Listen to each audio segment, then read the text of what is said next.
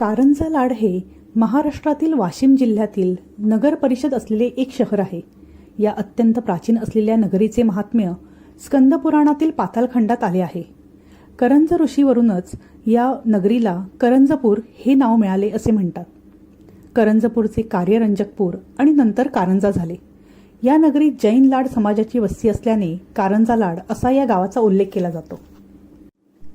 शिवपूर्व काळापासून वैभव संपन्न असलेले कारंजे हे नृसिंह सरस्वतींचे जन्मस्थान असल्याचे वासुदेवानंद सरस्वतींनी शोधून काढले आहे.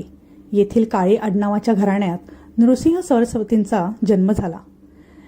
त्यांच्या बंधूंची वंशपरंपरा अद्याप नांदते आहे. या वंशाच्या शाखा काशी आणि नागपूर या ठिकाणी आहेत.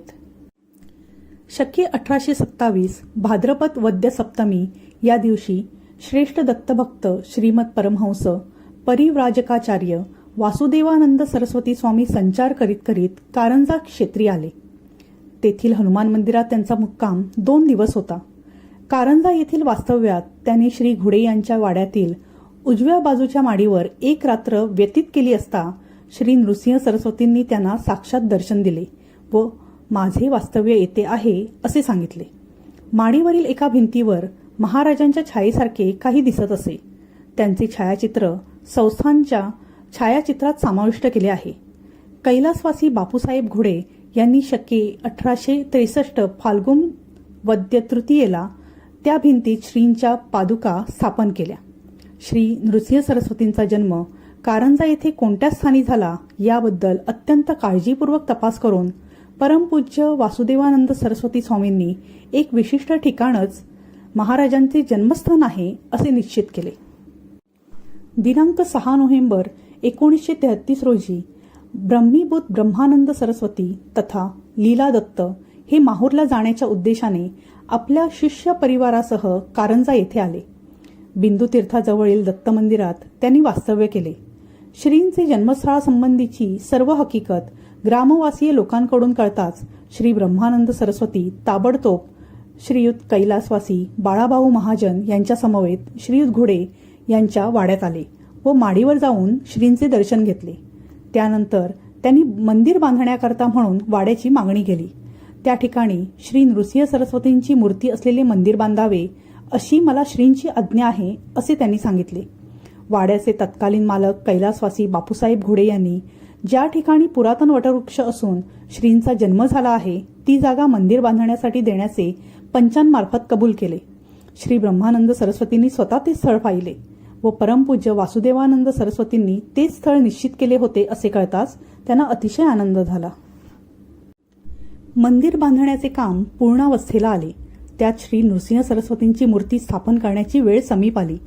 परंतु श्री गुरूंची प्रतिमा कशी तयार करावयाची हा प्रश्न होता. श्री गुरूंची प्रतिमा तयार करण्याकरता अस्सल व एकमेव उपलब्ध साधन म्हणजे श्री गुरुचरित्रात त्यांचे वर्णिलेले शब्दचित्र हेच होय. याच आधारे व सध्या आद्य श्री शंकराचार्यांचे म्हणून प्रसिद्ध असलेल्या चित्राच्या नमुन्याप्रमाणे श्री नृसिंह सरस्वती स्वामींचे छायाचित्र काढावे असे श्री ब्रह्मानंद सरस्वती यांनी ठरविले. ते काम त्यांचे शिष्य व भक्त श्री रा बा धुरंदर मुंबई स्कूल ऑफ आर्ट्सचे मुख्याध्यापक यांच्याकडे सोपवण्यात आले. मुंबई स्कूल ऑफ आर्ट्सचे तत्कालीन प्राचार्य श्री सालोमन साहेब यांचा व श्री ब्रह्मानंद स्वामी यांचा परिचय असल्याने त्यांनीही स्वयंस्फूर्तीने मीही एक चित्र काढतो असे स्वामींना सांगितले. अशा प्रकारे श्री ब्रह्मानंद स्वामींच्या अनुज्ञेने उपरी निर्दिष्ट दोघांनीही श्रींचे चित्र काढण्याचे ठरविले. एके दिवशी त्या दोघांनाही श्री गुरुमूर्तीचा स्वप्न साक्षात्कार होऊन मला नीट न्याहाळून घ्या व आपले चित्र काढा अशी आज्ञा झाली. साक्षात्काराच्या अनुभवानुसार दोघांनीही स्वतंत्रपणे काढलेली आपापली चित्रे स्वामींच्या जवळ आणून दिली. आश्चर्याची गोष्ट अशी की ती दोन्ही चित्रे अगदी तंतोतंत एकाच नमुन्याची होती. श्रींच्या प्रत्यक्ष दर्शनाचा लाभ झालेले ते दोन्ही चित्रकार ज्यांच्या चित्रकला चातुर्याने व नैपुण्याने सर्वसाधारण जनतेला सुद्धा श्रींच्या मूर्तींच्या दर्शनाचा लाभ घेता येत आहे ते धन्य होत.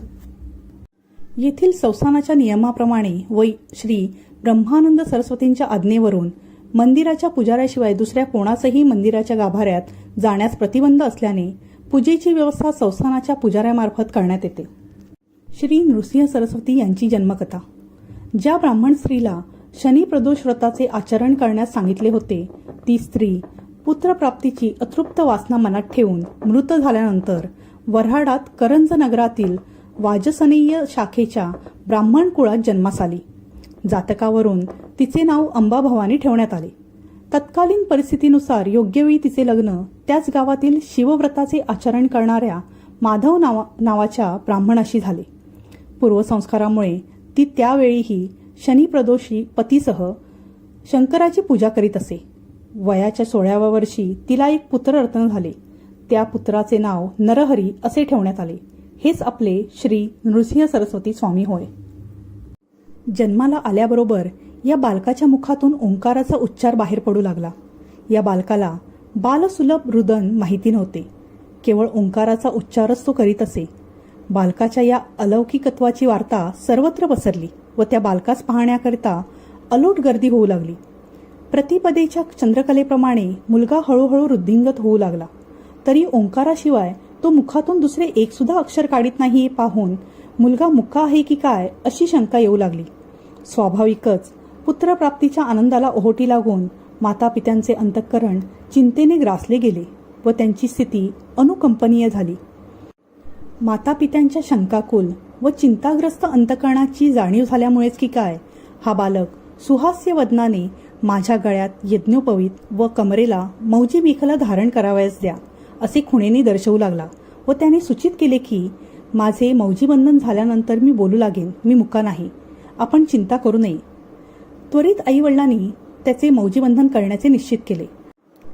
घरची आर्थिक परिस्थिती यथातथाच असल्याची जाणीव या बालकाला झाल्यामुळेच मौजीबंधन कार्याला लागणाऱ्या खर्चाची तरतूद करण्याकरता त्यांनी घरातील लोखंडी पळीला स्पर्श करून त्याचे सुवर्ण केले व अशा रीतीने आई वडिलांची आर्थिक काळजीतून मुक्तता केली. कारंजा गावातील तत्कालीन शास्त्री पंडितांच्या सांगण्यावरून तिथी निश्चय करण्यात आला व यथायोग्य शास्त्रोक्त पद्धतीने मौजविधी मोठ्या आनंदाने व उत्साहाने करण्यात आला. ब्रह्मवृंदांना यथाशक्ती द्रव्य वगैरे देण्यात आले. जन्मतःच ओंकाराचा उच्चार करणाऱ्या अलौकिक बटूला शास्त्राप्रमाणे गायत्री मंत्राचा उपदेश करण्यात आला व तो त्याने उच्चार करून ग्रहण केला. शेवटी शास्त्रकर्मानुसार आई भिक्षा घालण्यास आली असता पहिल्या भिक्षेच्या वेळीच त्या बटूने वेदांचा उच्चार केला.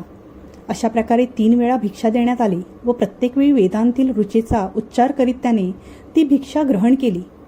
या क्षणापर्यंत ओंकाराव्यतिरिक्त अन्य कशाचाही उच्चार न करणारा मुलगा एकदम वेद म्हणू लागला हे पाहून विद्वान ब्रह्मवृंदासहित सर्व लोक दिंगमुख झाले व सर्वांनी त्या दिव्य बटूला नमस्कार केला. जाणत्यांनी ओळखलं की हे आगळे स्वरूप म्हणजे देवाचा साक्षात अवतारच होय. श्री गुरूंच्या काही वर्षांच्या वास्तव्याने औदुंबर, नृसिंहवाडी, गाणगापुरादी गावे पुण्यक्षेत्रे बनवून तीर्थस्थाने झाली आहेत. परंतु श्रींचे जन्मस्थान हे काही कारणामुळे बराच कालापर्यंत अज्ञात राहिल्यामुळे ज्या ठिकाणी श्रींनी जन्म घेतला व आपल्या दैवी बालक्रीडा केल्या ते कारंजा गाव इतके दिवस अप्रसिद्ध राहिले. परंतु प्रभुकृपेने श्रींच्या जन्मस्थानाचा म्हणजेच कारंजा गावाचा पूर्ण पत्ता लागल्यामुळे आज त्या ठिकाणी श्रींचे मंदिर बांधण्यात येऊन त्यात श्रींच्या मूर्तींची व निर्गुण पादुकांची स्थापना करण्यात आली आहे. श्री नृसिंह सरस्वती संस्थान कारंजा या नावाने आज ते प्रसिद्ध आहे. कारंजा लाडच्या दत्त मंदिराबद्दल लॉकडाऊनमधल्या काळात एक व्हिडिओ फॉरवर्ड होत आमच्यापर्यंत आला. तेथील घोडेवाड्याबद्दल कळलं. आमच्या रत्नागिरीच्या घोडेवठार म्हणजे वाडीमध्ये सुद्धा एकमुखी दत्त मंदिर आहे. आमचा दत्त एकमुखी कसा असा बरेच वर्ष प्रश्न पडलेला होता. 3 मुखी असायला हवा ना. त्याचा उलगडा असा कालांतराने झाला. एकमुखी दत्त म्हणजे श्री दत्तगुरूंचे अवतारच असतील नाही का. पुण्यातल्या नारायणपूरमध्ये सुद्धा एकमुखी दत्त आहे. काय घ्या, कदाचित पूर्वीच्या काळी या कारंजा लाडच्या एखाद्या घोडेवंशाची शाखा रत्नागिरीमध्ये येऊन वसली असावी आणि येताना ते आपल्यासोबत एकमुखी दत्त घेऊन आले असावेत. कारंजा लाडची मूर्ती आणि आमच्या घोडेवाठारमधली मूर्ती पाहायला गेलं तर चेहरा भाव अगदी तंतोतंत जुळतात. श्री गुरुदेव दत्त.